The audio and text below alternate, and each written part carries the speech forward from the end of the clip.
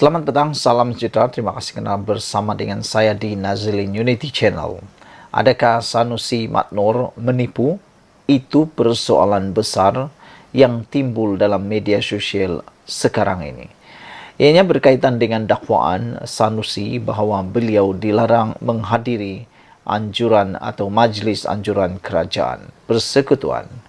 Namun demikian, hari ini tampil Timbalan Perdana Menteri Datuk Seri Zahid Hamidi menyatakan bahawa kalau benar Menteri Besar Kedah itu boleh sebar perkeliling yang melarang beliau menghadiri majlis anjuran kerajaan persekutuan, kata Zahid Hamidi. Saudara-saudara, Zahid Hamidi menyatakan tiada sebarang surat rasmi diberikan kepada Menteri Besar Kedah. Datuk Seri Muhammad Sanusi Maknur berhubung dakwaan larangan terhadap beliau untuk menghadiri program kerajaan persekutuan. Bagaimanapun, Timbalan Perdana Menteri berkata, mungkin arahan itu disampaikan secara pribadi, bukan secara bertulis. Menteri Kemajuan Desa dan Wilayah itu memberitahu beliau tidak dimaklumkan mengenai perkara itu. Kalau dakwaan itu benar, mungkin Menteri Besar Kedah itu boleh menyebarkan arahan atau perkeliling yang melarang beliau menghadiri mana-mana majlis anjuran kerajaan persekutuan, katanya.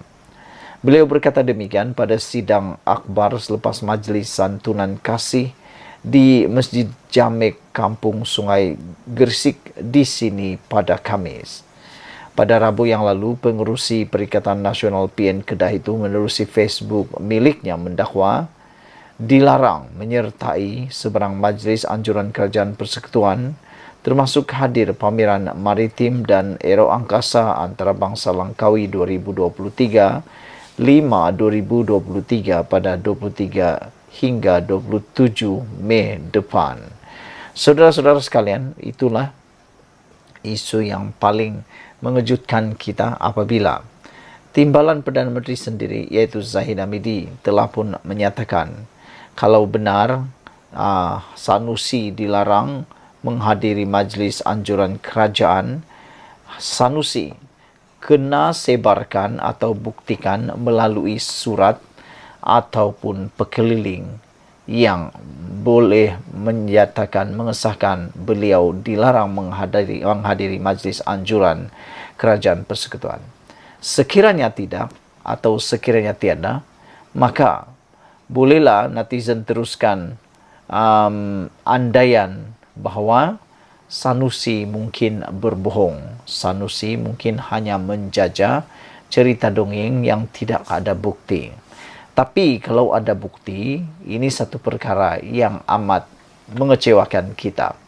Kerana pada pendapat saya, walaupun orang itu musuh politik, walaupun orang itu adalah orang daripada pembangkang, kerajaan tidak boleh melakukan seperti ini yang pilih kasih. Semua orang ahli parlimen, khususnya ketua-ketua kerajaan di mana-mana negeri, seharusnya, sepatutnya dilibat uruskan terus bersama dengan kerajaan persekutuan dan menjalin kerjasama yang lebih erat supaya negeri yang diwakili, sama ada menteri besar atau ketua menteri, akan mendapat kebaikan ataupun mendapat bantuan selari dengan kerajaan persekutuan. Sekian dulu untuk kali ini. Jangan lupa tinggalkan komen anda. Bye-bye. Selamat malam, salam sejahtera. Terima kasih kerana bersama dengan saya di Nazilin Unity Channel. Selepas Najib ditolak semakannya dan kalah di Mahkamah Persekutuan kemarin, ini yang berlaku kepada Najib menggemparkan seluruh Malaysia. Semakan ditolak, peluang terakhir Najib kini hanya pengampunan daripada Agong. Mahkamah Persekutuan menolak permohonan Datuk Seri Najib Razak untuk mendapatkan kebenaran bagi menyemak keputusan Mahkamah Persekutuan yang menolak rayuan akhir kes penyelewengan dana RM42 juta milik SRC Internasional Sdn Bhd. Susulan itu, keputusan yang dibuat pada 23 Ogos lalu oleh panel hakim yang dipengerusikan Ketua Hakim Negara Tun Tengku Maimun Tuan Mat yang mengekalkan sabitan bersalah Hukuman penjara 12 tahun dan denda Rm210 juta terhadap Najib adalah kekal. Ini bermakna bekas Perdana Menteri itu kekal di penjara Kajang dan pilihan terakhirnya untuk dibebaskan ialah menerusi pengampunan diraja daripada yang di Pertuan Agong. Najib dilaporkan sudah memfailkan petisyen untuk mendapatkan pengampunan tersebut pada 2 September 2022.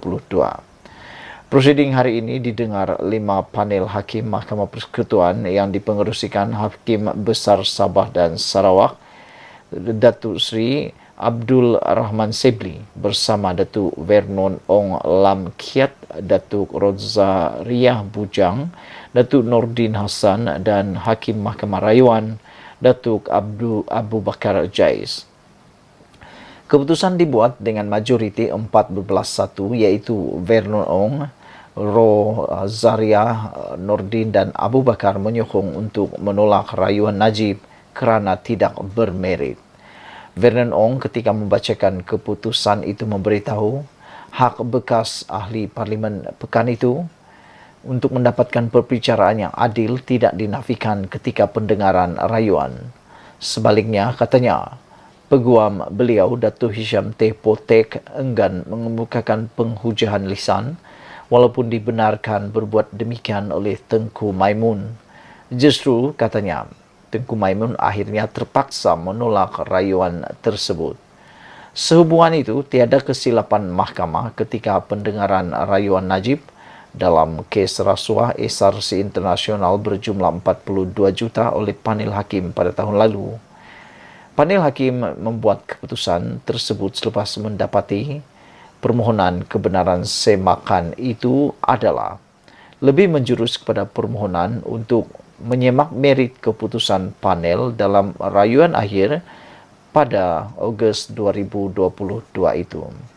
Turut hadir ialah isteri Najib, Datuk Seri Rosmah Mansur, diiringi beberapa peguam yang tiba di Istana Kehakiman kira-kira pada pukul 8.50 pagi. Ratusan penyokong yang dilihat menunggu kemunculan Najib sejak pukul 7 pagi di kedua-dua laluan utama menuju bangunan mahkamah tersebut, sesekali kedengaran melaungkan bosku, bosku dan Allahu Akbar. Pada 28 Julai 2020, Hakim Mahkamah Tinggi ketika itu Datuk Muhammad Nazlan Muhammad Ghazali mendapati Najib bersalah di atas 7 pertuduhan pecah amanah, menyalahgunakan kedudukan dan pengubahan wang haram dana SRC.